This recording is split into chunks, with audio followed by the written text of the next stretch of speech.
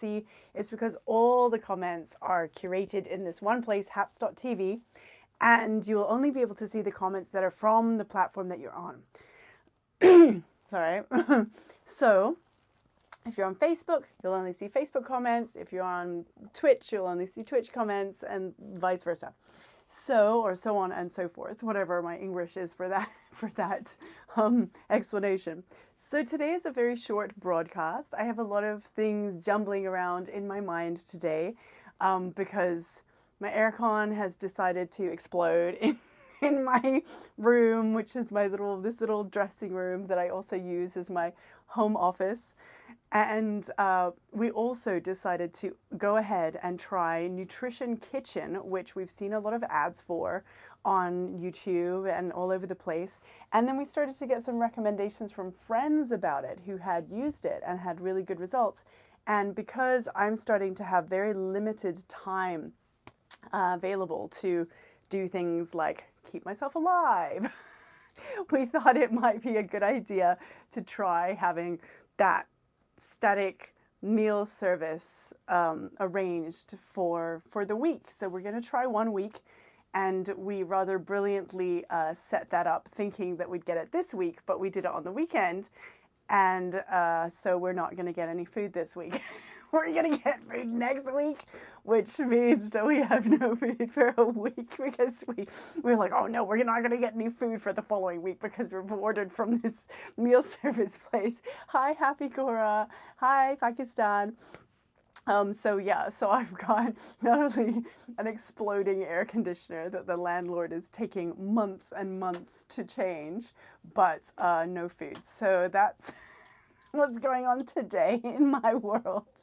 But in the good fun news in my world, oh wow, you've been following P6 for 6 years. Great. Thanks for joining over here too. So I'm Raven, and I talk about financial literacy topics, beginner stuff. So there's no investing details, or I don't talk about how to invest. I don't give advice here. I am not a personal finance coach in any way or form whatsoever. I have no ability to count or do numbers or anything because I have dyscalculia. I'm not saying that other people who have dyscalculia can't do those things, but I'm just saying that okay, like I have some things that I just can't do in my life, okay? So there are some things I can do really well in my life, like talking and connecting and seeing opportunities and stuff like that.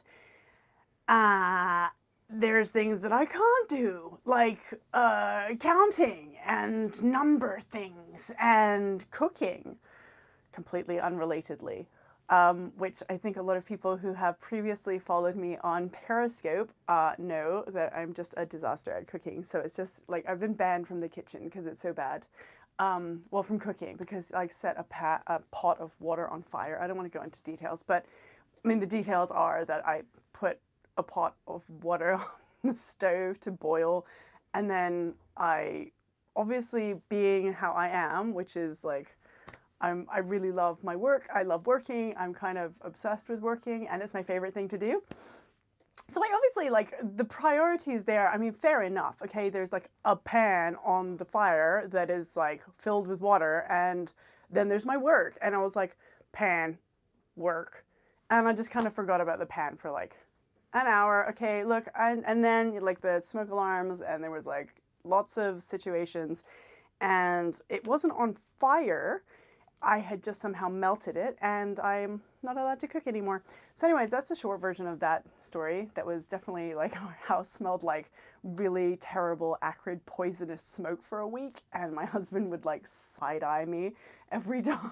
Every time there was like a waft of something really toxic. Hi, Reno. Hi, Reno. Sorry, let it be. Yeah, so financial literacy, yes. Cooking, no. That's why we're not going to talk about cooking here, but we are going to talk about financial literacy. And I have created a course, or I am creating a course, hi Tony, called Money Mind. This is because the course itself is about money mindsets, how we think about money, our behaviors with money, and our actions around money.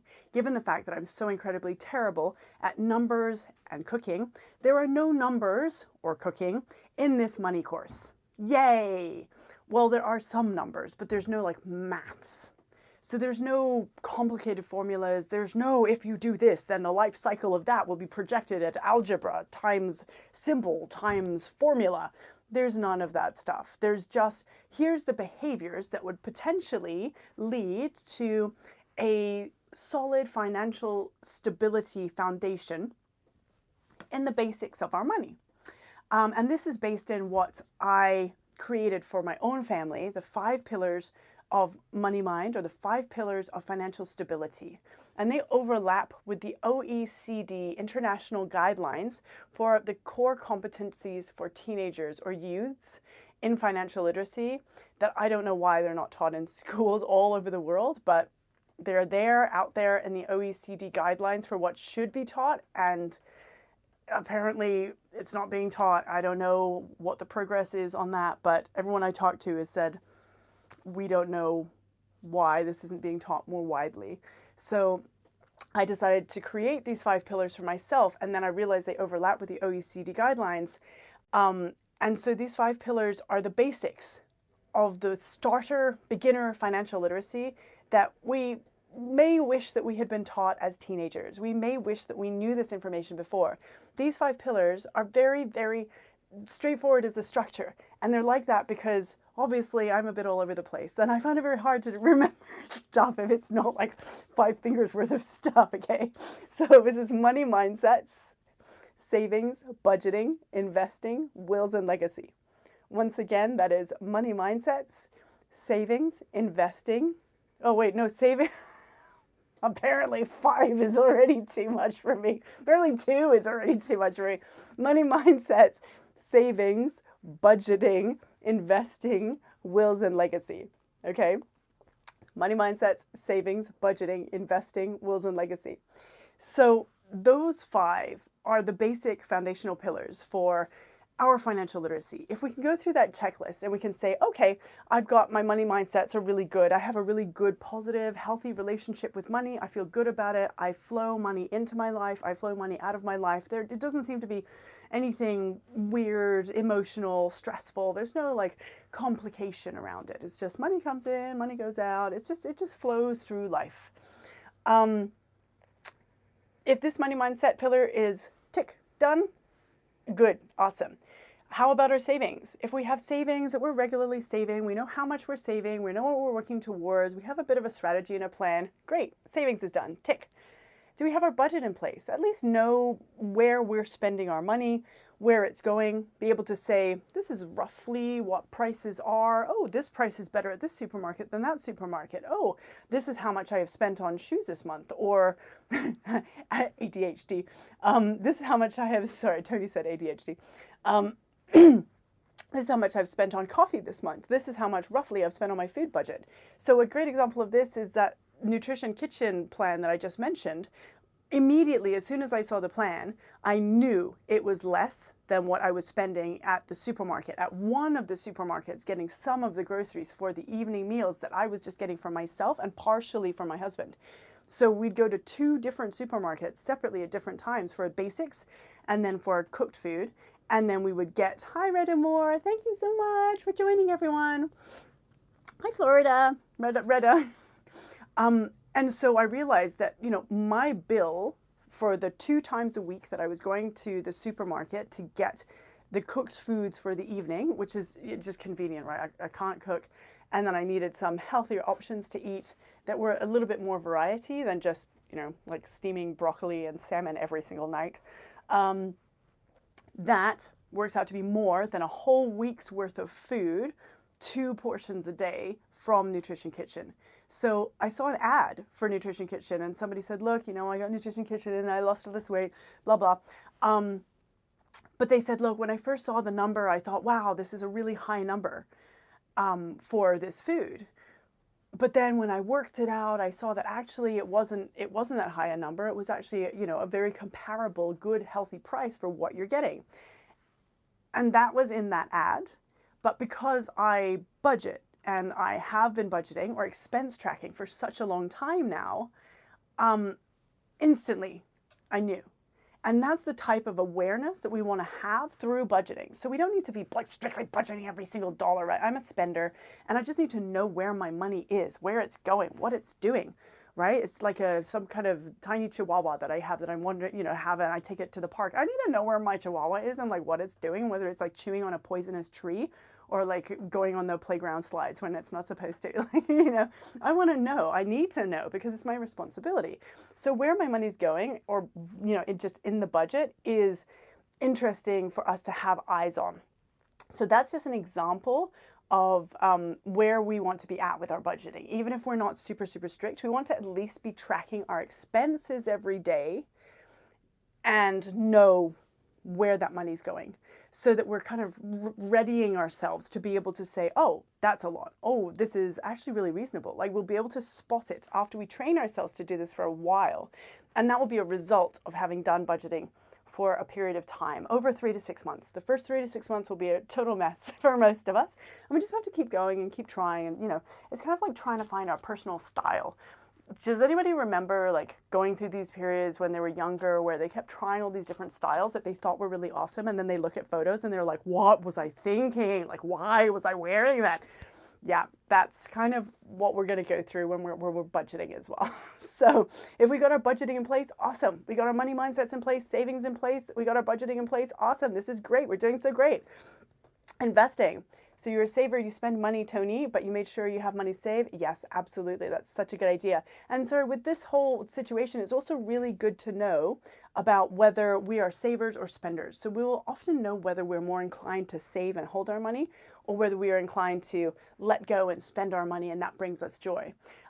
So there are things that I talk about for both of these types, because if we are very strongly one type or the other, as opposed to most of us will be a blend of both, right?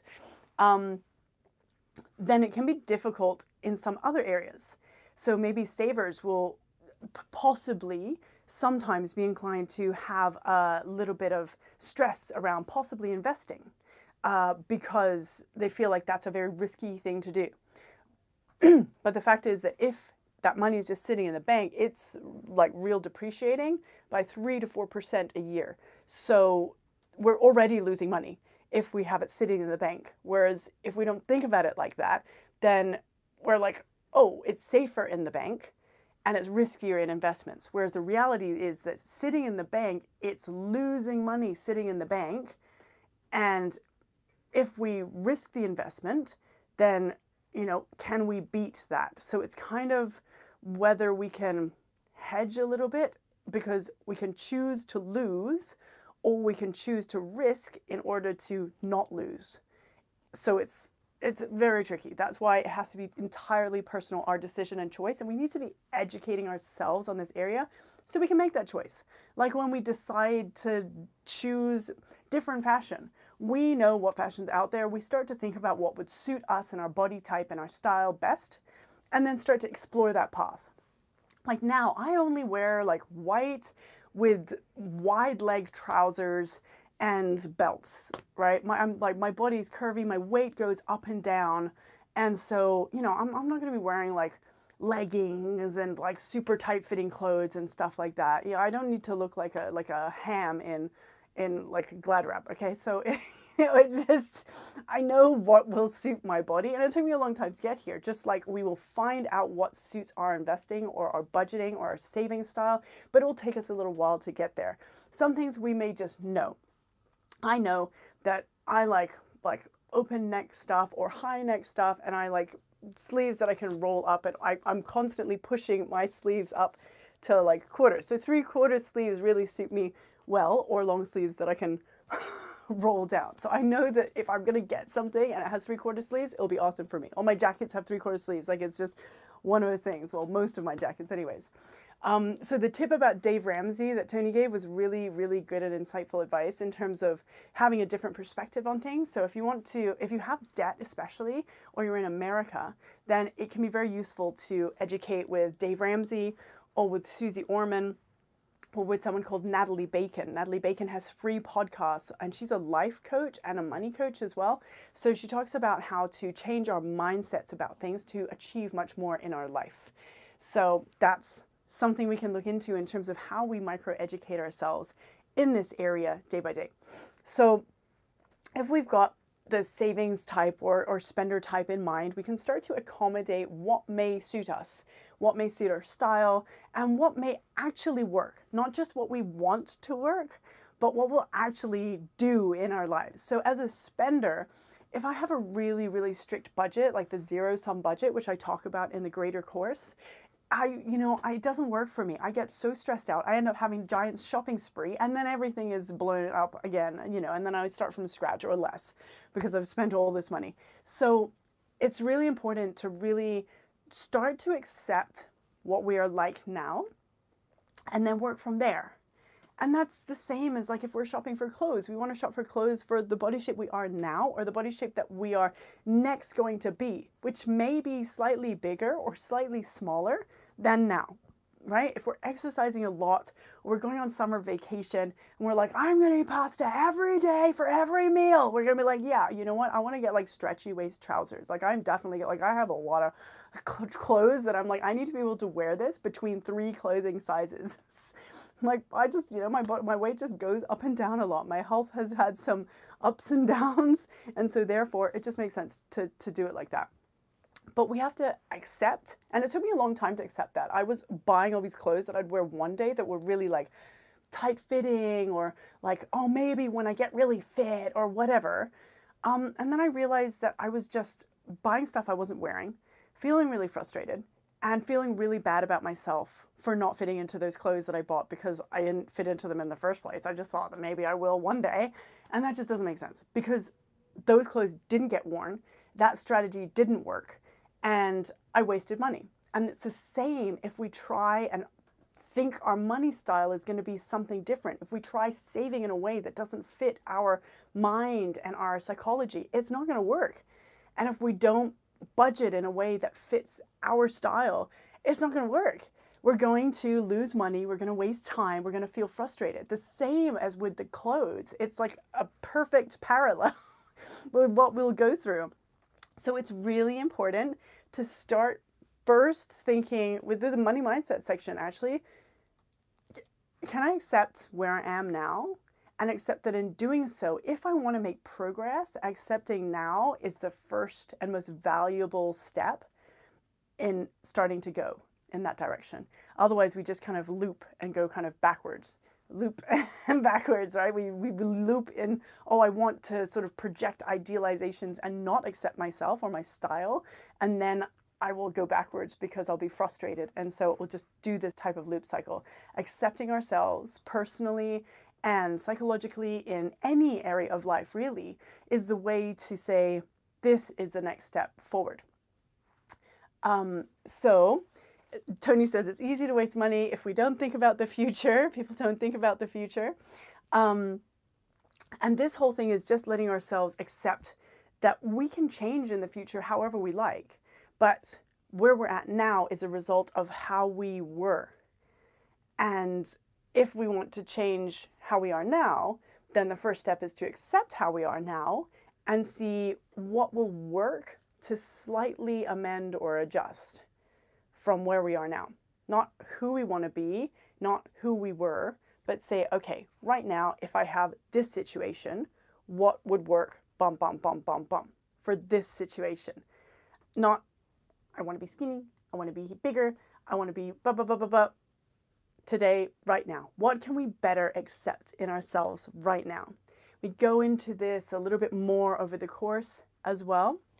But the fact is that when we are starting to align with who we are and how we are, our money starts to become less stressful as an object that we use. We start to be able to have a little bit of detachment between who we are and our money. Whereas sometimes we have this really big tangle where who we are and our money seems to be very stressfully interwoven. And actually money is, as I've said before, is like a pen or a pencil. Yeah, it's just an object. And so I'm not super, okay, I am a little bit emotionally attached to this pencil because it's my favorite color. You can tell, right? So it's my favorite color and I love this pencil and I'm obsessed with this pencil because I just love it. But if I lose this pencil, I have another pencil. I won't be too emotionally attached to it. It's just a pencil. Like, calm down, people. Um, and money is just money. And I know that it's much more important in many ways than a lot of other things that we attach different levels of importance to, like a pencil or an eraser or, like a book or whatever. But what we project onto things is really our projection, and different people will have different projections. And as a result, it shows that we can change or choose or adapt as we desire. So Happy Gora has asked, how can I cry profitably over a life on no savings? What does that mean, Happy Gora? Can you ask that again? Also, I'm not offering advice, but we definitely need savings in order to be able to get through life. We need to develop or create a savings habit. And if we don't have savings now, then the best time to start saving was 20 years ago. The next best time is now. And now is exactly what I'm talking about, starting from where we're at right now. And it will make a difference if we just start, even to our psyche and our stress and our psychology. So money mindsets, savings, budgeting, investing, we need to get to know ourselves. And when we haven't accepted ourselves, we can do a risk profiling questionnaire during this process of self-acceptance. And we can say, what is our risk tolerance? Are we high risk comfortable? Are we low risk comfortable? We can do them for free at our bank or online. You just Google risk profiling questionnaire. We talk about this more in the course and walk people through a little bit of how to do it, just very, very vague overview. But this risk profiling questionnaire will just show us where we're at in terms of how comfortable with risk or loss we are in terms of investment. And so essentially what would happen with that type of information is, for example, a financial planner may say, okay, this person is a very risk intolerant person. You spend all on your kids' education and foreign holidays. Now wife and kids are complaining. Oh dear. So then you scale back. You might want to, not advice, but just if I was in your position, Happy Gora, I would definitely go and I would watch a lot of Dave Ramsey videos, because he gives really good insights on his way of thinking about how to deal with things when we are starting late at savings. And he has a lot of free YouTube videos on this topic and on how to, start drawing really healthy boundaries for the next set of goals. So this will be based, just going back also with this investing part, that kind of ties in a little bit to what Happy Gora is saying. The investing part is based very much on our life cycle planning. So a financial accountant, or sorry, a financial planner may say, okay, so you're very, very risk tolerant or risk intolerant. So maybe if I was to use like a Vanguard model portfolio, you'd be on the low risk portfolio.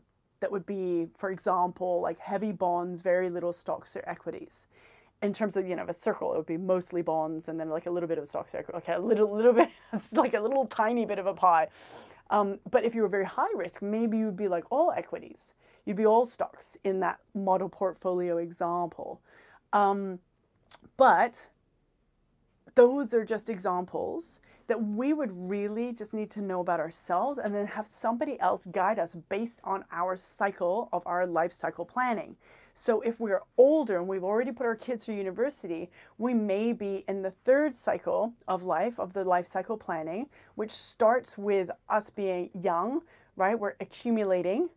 So we're accumulating money. We go into our job, right? We're children, we're making no money. And then we go into our job and then we start accumulating money. We want to be just accumulating in this phase.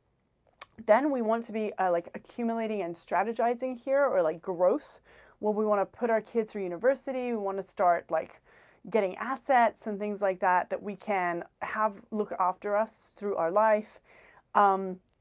And then in the last phase of retirement, we're in the decumulating phase, where we want to start taking some of that investing and savings that we have, and we want to start it feeding into our retirement life. And they want, for a lot of us, traditional retirement, which I don't particularly subscribe to because I just think I would be way too bored personally.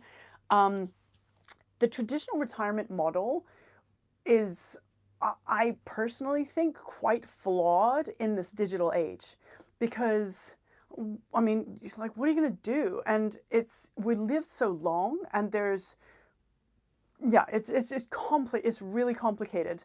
Um, and it really works well for some people, especially if they have like jobs that are really restrictive and then they can finally retire and then spend their wonderful lives doing things that they love to do that they couldn't do before. I totally understand that. For me personally, I would prefer to, like, well, I do what I love anyways. But there isn't some point at which I think I will say, I don't want to do anything anymore, because I love to contribute and create, and I love to be part of a cycle. And staying within that, it's not really the rat race. It's more just the creation cycle of value adding to a marketplace. It doesn't have to be in the corporate rat race. It can be outside of it. It can be working with social enterprises. It can be impact investing. It can be working with charities or NGOs or things like that. But to be within that cycle of creation and not just giving but contributing back into community, it gives you a lot too when you're in that cycle. And so I feel like for me personally, the parts of my life that I have been considered really successful, um, where I didn't have that community contribution, I found really miserable. And that for me is a really big insight into why a traditional retirement model may not work so well for me, unless I could spend it connected to a community where I am actively working to give back. Because otherwise, I just feel like I'll start to get sad, disconnected, depressed, and feel a bit lost without having a job or having something that I can actively spend energy contributing to. And I get so much energy back in return. You know, just that feeling that I'm doing something that is helping someone, just one person anywhere in the world, just a little bit. You know, if your life is a little bit better in terms of financial awareness because you've seen 30 seconds of this video, like my life is worth what I'm spending my time on. That's really how I feel. Hi, Mace. Um, and so retirement itself, or that depreciation phase, can be very tricky to manage. And, a lot of us will spend a lot of our lives, thanks, Maze. A lot of us will spend a lot of our lives thinking we'll figure it out later.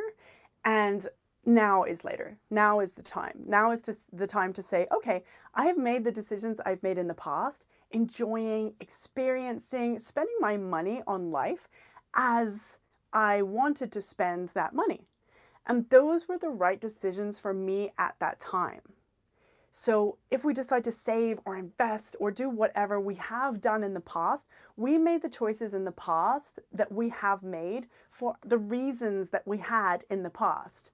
And that past doesn't exist anymore, but we may have some amazing memories from having spent all this money on collecting memories. We've traded that money for memories. And even if we're behind in different areas of our investing or saving, it doesn't mean that we have to give up. All it means is that we are aware that maybe it's time to change something.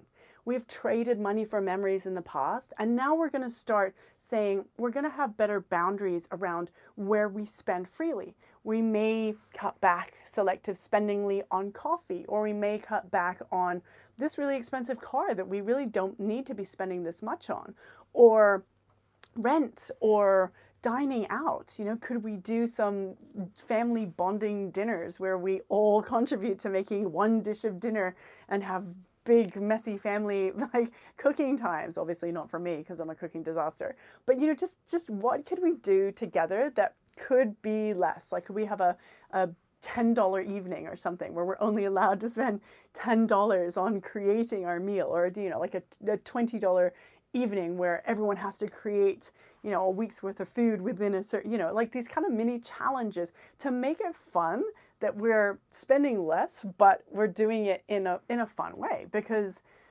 it doesn't have to be so emotional and stressful. We can say, oh, hey, I'm just going to selectively spend less on this right now. So I did this. I mean, I do this all the time. Like, I was out and I have a lot of meetings on Thursdays and Fridays, which is why I don't, my time in Hong Kong, which is why I don't broadcast on those days. And so I have, 8:30 in the morning until 5:30 at night, and just back-to-back meetings all the way through. And I found that I looked at, I just looked at my weekly budget and I was like, wow, okay, I'm spending a lot on coffee. And not only was I getting like the jitters, 'cause you can imagine I really don't need to be having coffee. Yeah, this is me, no coffee. So I don't need to be having any coffee. Okay, it's me every day, no coffee.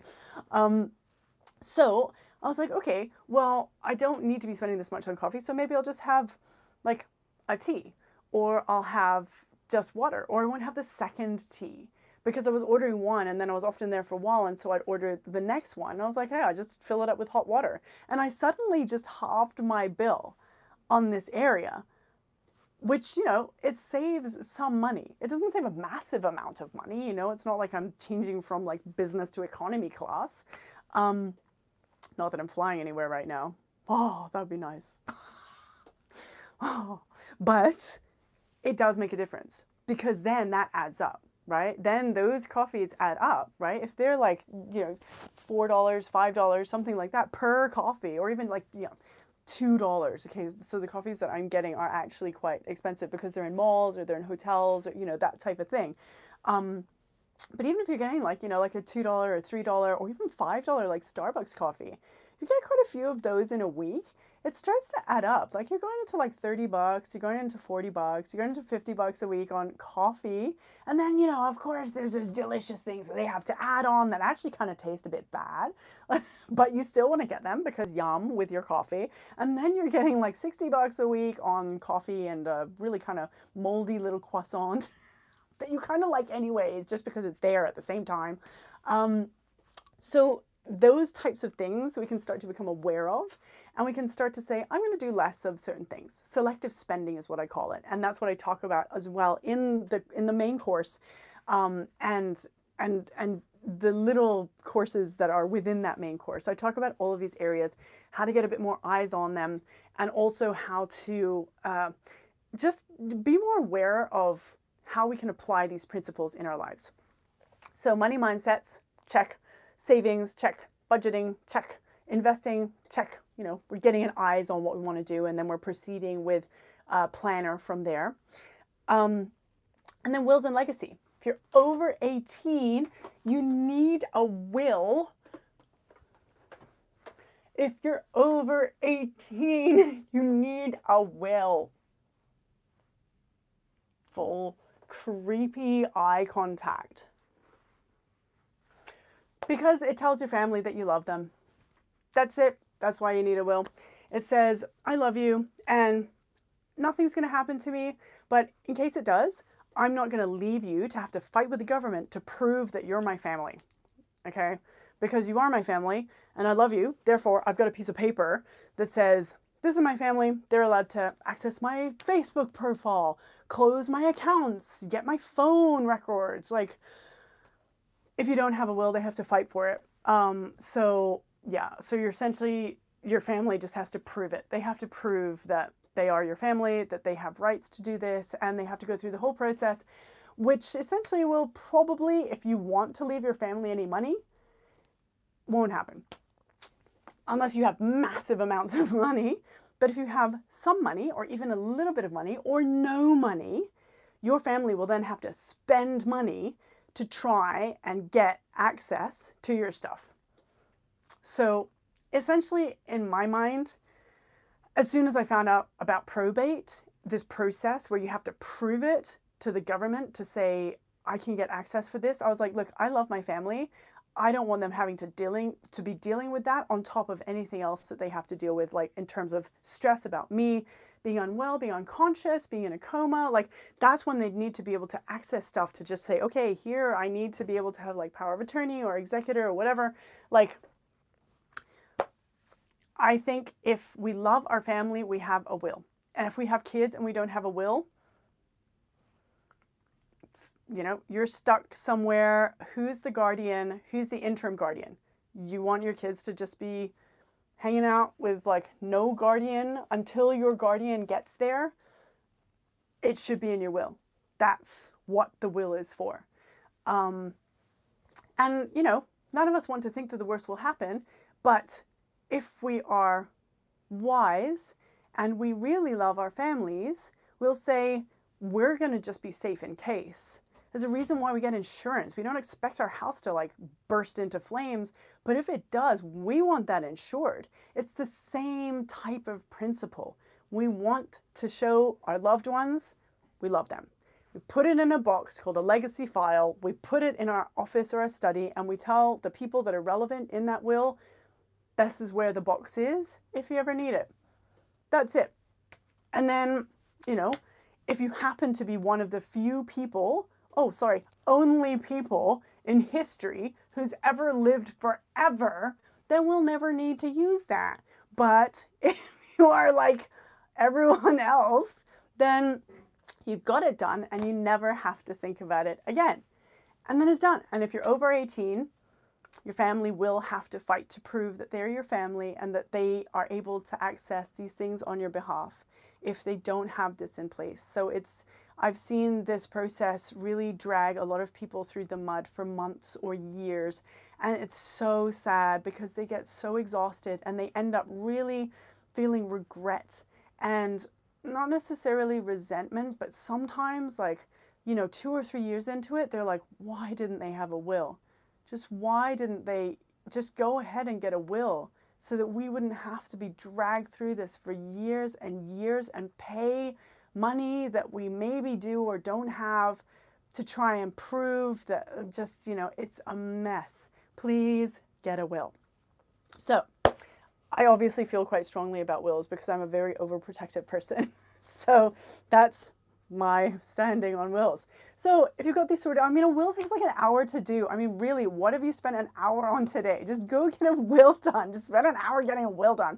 Just pay some money and get your will done. It will save you. It's like, maybe if you go to a lawyer, maybe it's like a few $100s to get a will. If you just, do it other ways, it's less.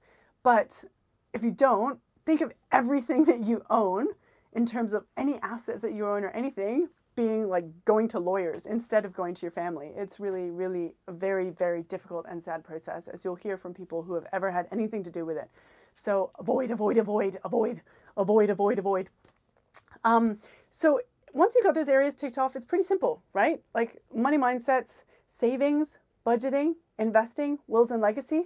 If you've got those in place, you just get your will done. It takes an hour, right? You've got your like investing in place. You just have some allocation. They allocate every month. You can do it slow, boring. You can self-educate by subscribing to blogs on this topic or scrolling on Instagram and following accounts that talk about this type of thing just to educate.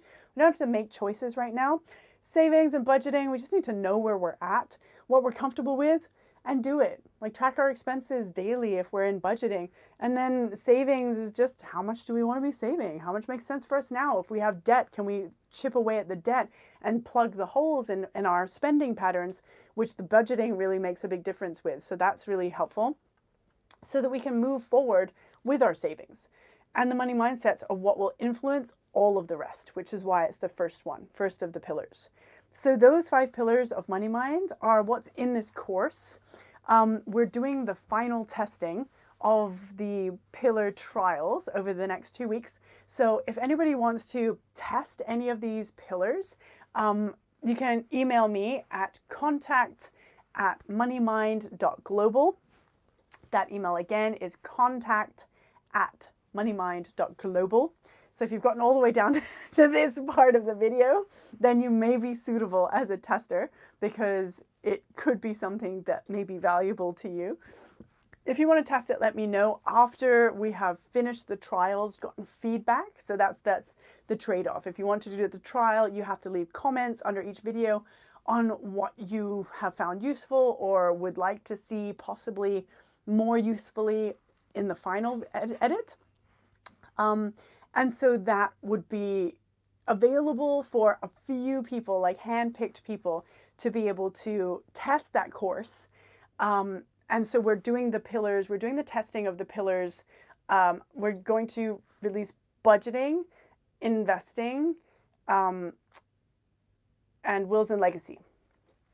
And those are the 3 pillars left that we're going to do some little testing for.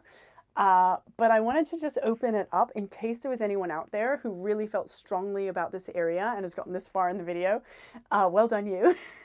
And it said, actually, I would really like to to test or trial this, because the course itself will be about, I think the pricing now will be like closer to $200 for this course. And then there'll be separate little value add courses that will be like $37 on specific pain points that I'll work with experts on. But this course itself will be quite high value and go into a lot of depth. Each of the pillars is about 45 minutes to an hour to do. And so it should have something helpful in there for everybody.